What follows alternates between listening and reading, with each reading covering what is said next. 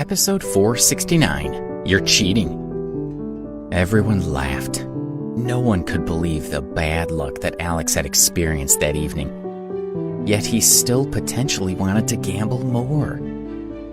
Alex ignored the woman's question about whether he wanted more chips. Instead, he slapped his hand on the table and stood up. Everyone was a little shocked, including the croupier. The portly man who'd been talking to Alex was also concerned. He was worried that the boy was being a poor loser and was going to start making trouble. All he had said to him was in vain. He looked away, unable to watch the boy getting on the wrong side of the casino managers. Alex asked the croupier coldly, "Is the casino cheating? I've played 10 games and I've lost them all. That can't be right. How can I lose every round and the casino always win? Everyone says it's all about luck, but how can your luck be so good and mine so bad?" he continued. "That's sometimes what happens in casinos, sir. Of course no one's been cheating. You've just been very unlucky." The croupier grimaced. He knew what was really going on and he felt very uncomfortable.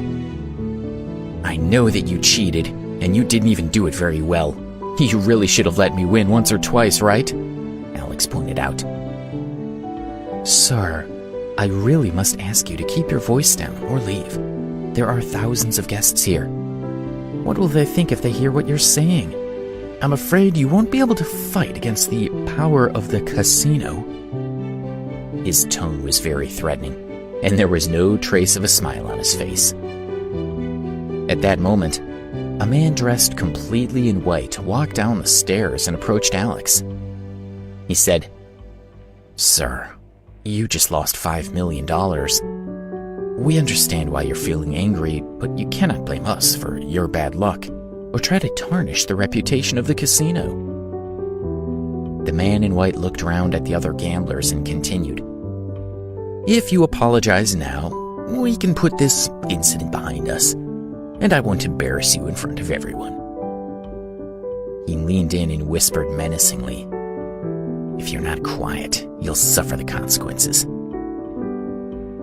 The worst crime that a casino could be accused of is cheating. Once a casino gained a reputation for cheating, they were finished. They therefore had to deal with Alex immediately and effectively. The hall became quiet. The guests looked from the man in white to Alex. Then they looked around at the rest of the casino staff. Some started thinking, "I didn't win one of the 10 games I played either. It must be due to bad luck, but it's more likely that the casino was cheating. Why do the customers lose so much more than they win? I really want to know. Maybe there was something going on." Alex laughed and said, "Sir, you cheat. And if any clients catch you out, you threaten them? I really can't imagine a worse way to treat your customers. Now, what are you going to do?" he asked.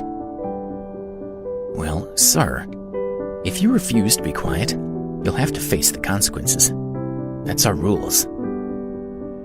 The man in white turned and said to the croupier, "Break both his hands and throw him into the sea." A bearded man walked over carrying a hammer in one hand.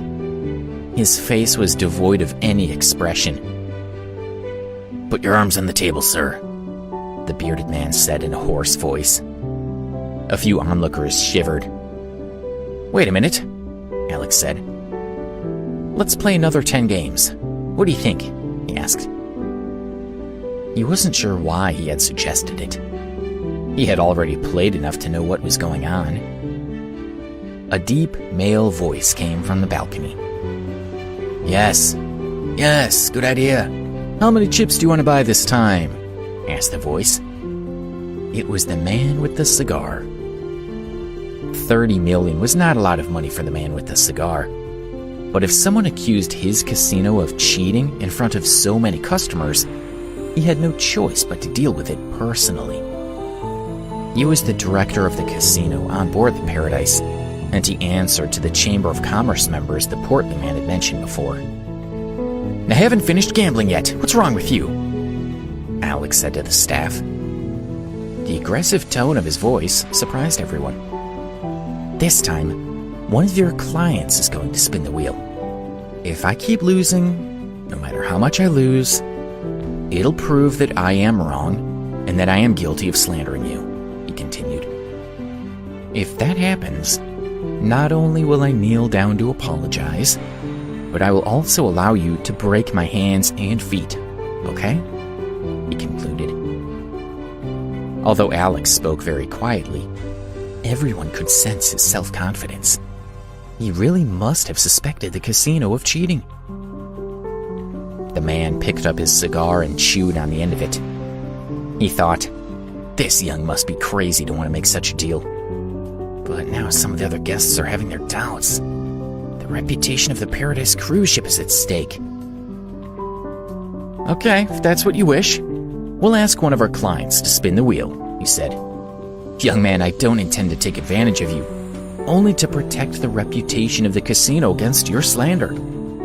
If you win more than 3 out of 10 games, we'll give you an extra $5 million on top of your winnings.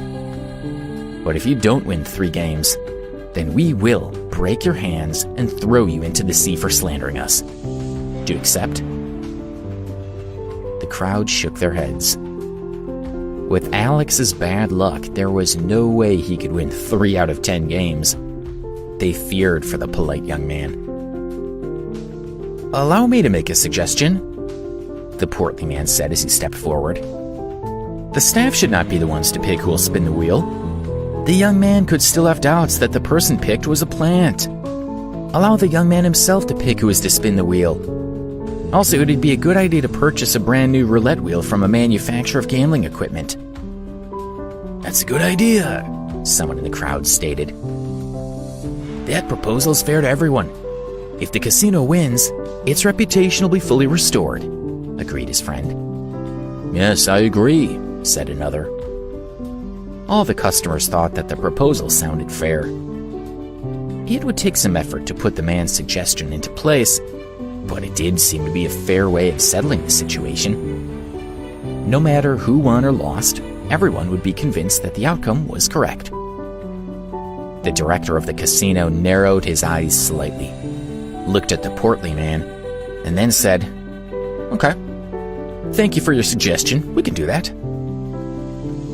In less than an hour, a new roulette wheel had been delivered to the casino. When he saw that it had arrived, the director walked down to the gambling hall holding a cigar in his hand.